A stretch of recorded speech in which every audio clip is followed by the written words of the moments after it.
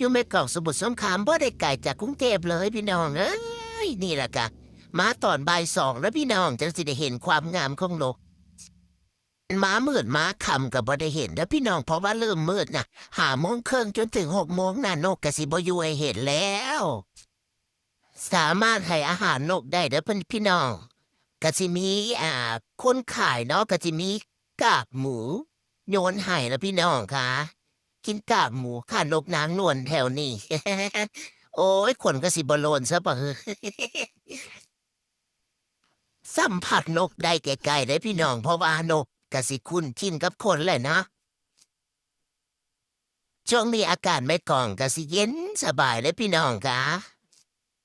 มาสัมผัสลมหนาวไม่กองได้ไหมคะพี่น้อง ขออภัยและพี่น้องช่วงนี้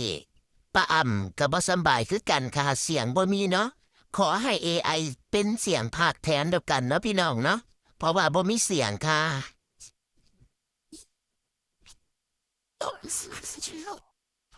เบิ่งไปเนี่ยใส่ซ้ำกันเบิดพี่น้องมึงเนี่ยบ่มีน้อยบ่มีใหญ่ไปกว่ากันค่ะ